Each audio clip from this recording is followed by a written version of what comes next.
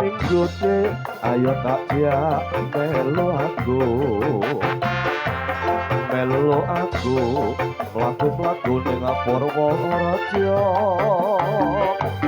Purworejo ke sakulon ngayo Jakarta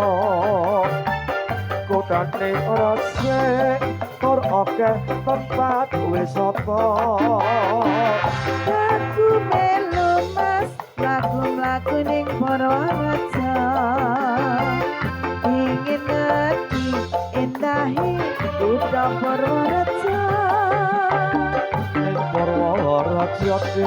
akeh sing kondang kaloka yen sliramu melu dijamin ora kucewa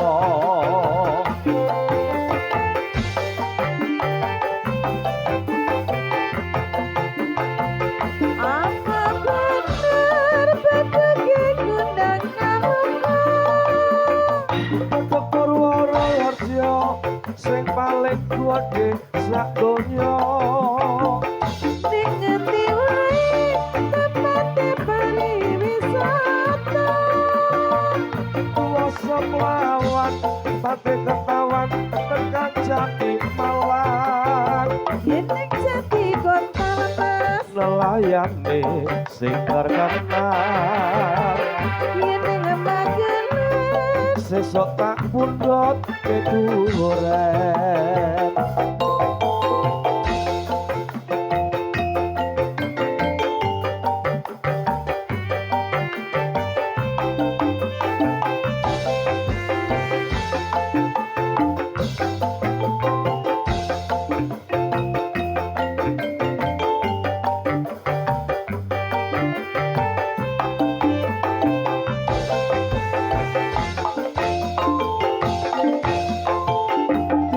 minggu de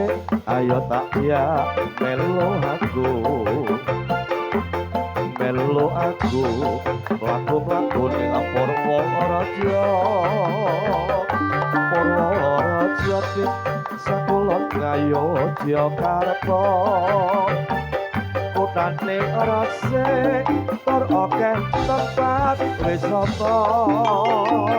aku melu mas mlaku-mlaku ning Purworejo ingin ngerti endahe kutha Purworejo ning Purworejo akeh sing kondang kaloka yen sliramu melu dijamin ora kucewa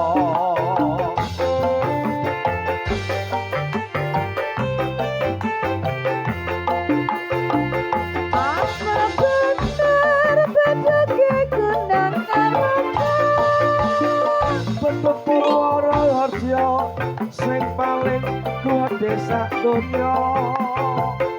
ning ngendi wae tempate pariwisata kuasa melawan pantai ketahuan tekan Jati Malang nelayane sing terkenal yen ning Magelang sesok tak pundhut keduren apa bener bedege kundang kaloka bentuk Purworejo sing paling gedhe sak donya ning ngendi wae tempate pariwisata kuasa melawan pantai ketahuan tekan Jati Malang yen Jati Kota mas nelayane sing terkenal